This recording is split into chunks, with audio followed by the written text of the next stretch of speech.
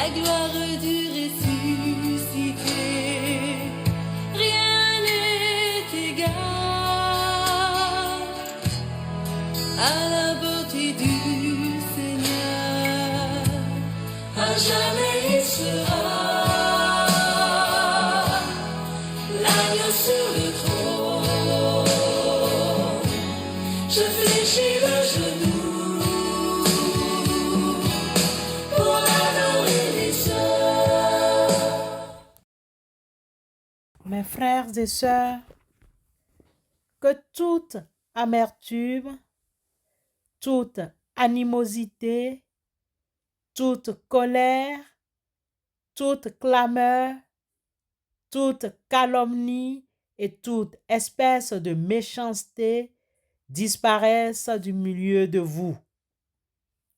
Suite à cet encouragement de Paul l'apôtre aux Éphésiens chapitre 4 verset 31, nous vous invitons à méditer avec nous sur l'importance de l'écoute dans notre vie de foi, les relations interhumaines.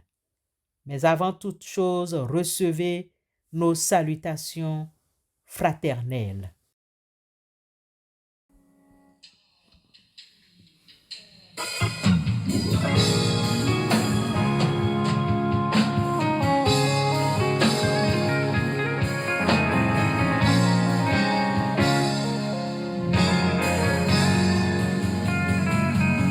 Oh Dieu de gloire, Dieu de miracles,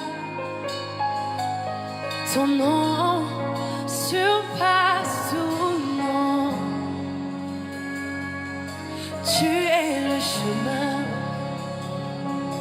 la vérité, la vie. Je viens te rencontrer. Les cieux sont ouverts, la gloire du Père nous plonge dans son amour. Je cours avec joie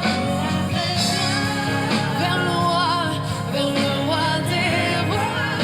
Tu m'appelles.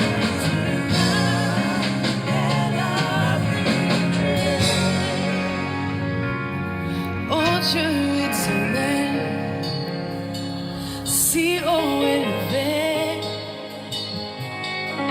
tu règnes sur ton trône. Les anges t'acclament, hey, les hommes proclament la bonté de ton nom.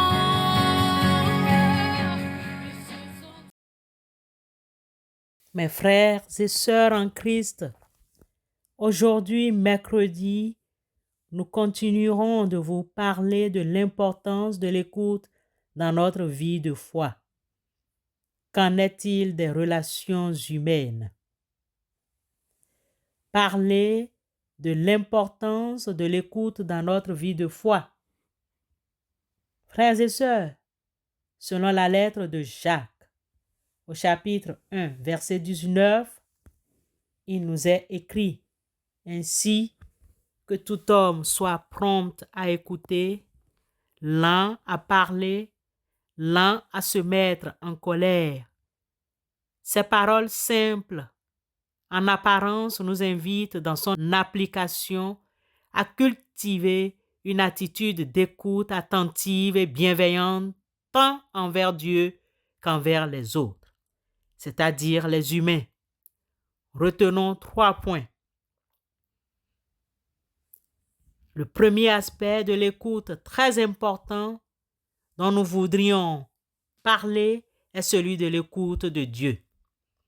Dieu nous parle de diverses manières, à travers la Bible, la nature, les événements de notre vie, à travers d'autres personnes, des non-croyants et même les méchants. Cependant, sommes-nous attentifs à cette voix qui s'adresse à nous? Prenons-nous le temps de lire sa parole et de méditer sur elle.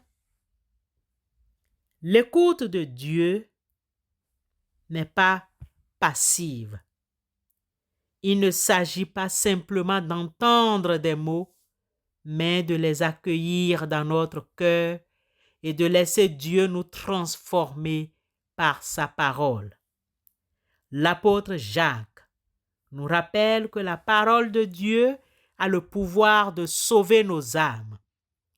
C'est pourquoi, rejetant toute souillure et tout excès de malice, recevez avec douceur la parole qui a été plantée en vous et qui peut sauver vos âmes. Jacques chapitre 1, verset 21. En l'écoutant avec attention et en la mettant en pratique, nous nous laissons guider vers la vie que Dieu a prévue pour nous. Le deuxième point est l'écoute des autres. L'écoute de ton prochain. L'écoute des aînés. L'écoute est également essentielle dans nos relations avec les autres.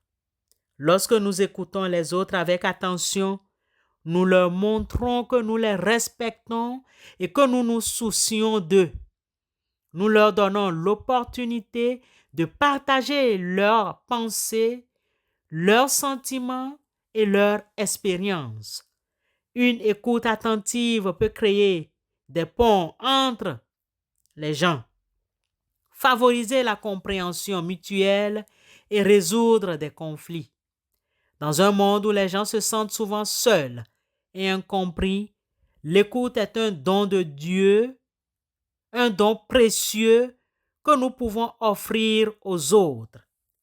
Faites pour les autres tout ce que vous voulez qu'ils fassent pour vous. Voilà ce que la loi de Moïse et les livres des prophètes commandent. Matthieu chapitre 7, verset 12.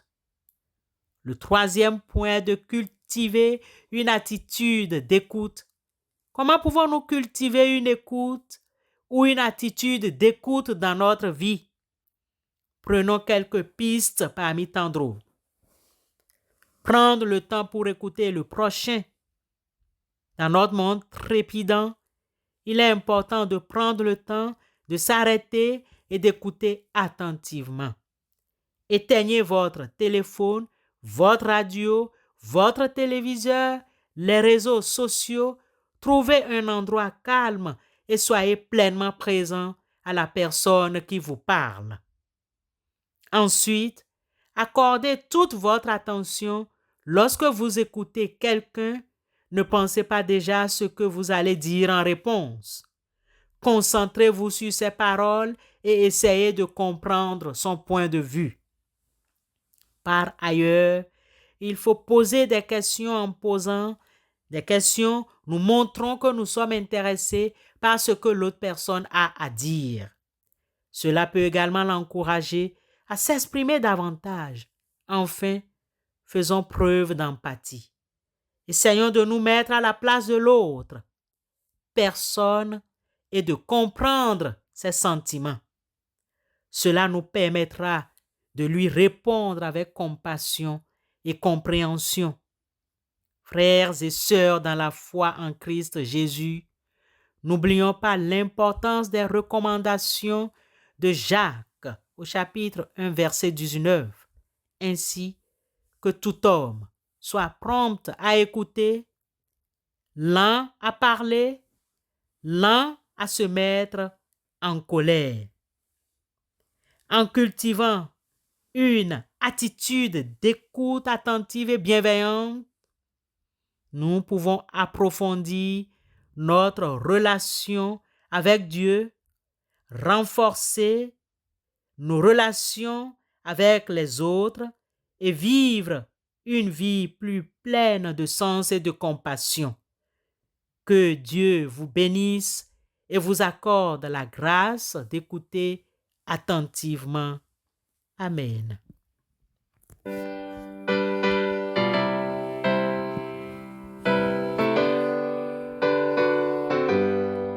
Jésus-Christ est ma sagesse, il éclaire mon chemin, et je marche en ma faiblesse, conduit par sa sûre main. Il éclaire mon chemin, il éclaire mon chemin, et je marche en ma faiblesse, conduit par sa sûre main. Oui, c'est le Seigneur Jésus qui nous conduit par sa sûre main. Disons merci à cet enseignement qui nous aide à prendre le temps d'écouter, à prendre le temps de comprendre Dieu. Prenons le temps maintenant de le prier. Seigneur, au jour le jour, tu nous nourris par ta parole et nous grandissons dans la foi. Nous te remercions pour le canal que tu as utilisé pour ta servante qui vient de nous enseigner. Nous te prions, donne-nous l'écoute nécessaire. Bénis cette parole afin que nous puissions faire ta volonté. Nous te remercions pour tous ceux et celles de tes enfants avec qui nous te prions tous les jours. Nous te prions de soutenir toutes les personnes qui prient avec nous, qui nous écoutent encore en ce moment pendant que nous éditons cette page. Père éternel, accorde-leur la grâce de mener une vie qui te plaît au nom de Christ Jésus. Apprends-nous à écouter et à savoir parler. Nous te prions d'accorder à toutes les personnes qui nous écoutent en ce moment ce que son cœur désire de mieux au nom de Jésus-Christ. D'abord, t'écouter. Père, nous aimerions te suivre. Comment pouvons-nous te suivre sans pour autant t'écouter? Ensuite, écouter les autres, ceux et celles qui sont à nos côtés. Pas m'écouter moi dans ce que dit l'autre, mais l'écouter lui. Il est bavard. Nous le sommes aussi.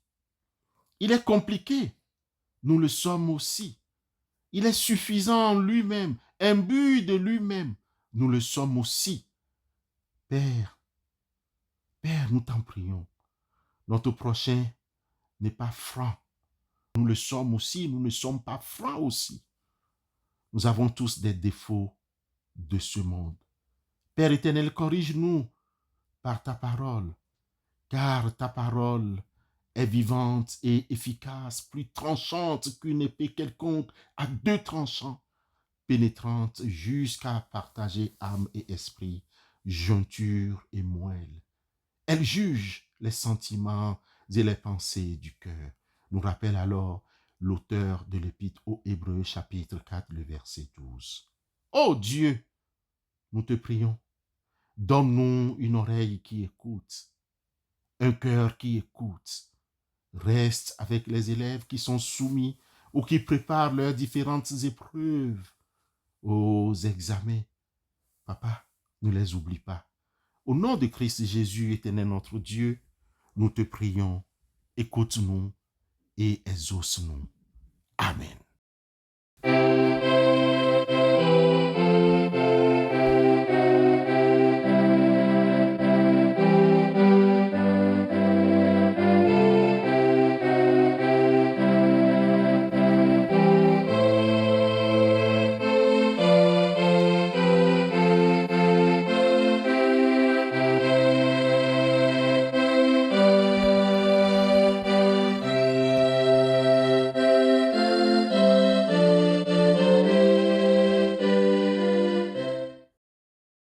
Recevons la bénédiction de la part de notre Dieu. Frères et sœurs, pendant quelques minutes, nous avons été nourris par la parole de Dieu. Nous avons chanté sa louange, nous avons prié ensemble et nous avons réfléchi à sa volonté pour nos vies. Que la lumière de cette parole continue d'éclairer nos chemins, que son amour nous accompagne dans toutes nos épreuves, que sa paix remplisse nos cœurs. Allons dans le monde avec joie et confiance, prêt à mettre en pratique ce que nous avons appris aujourd'hui. Que Dieu vous bénisse et vous garde. Amen.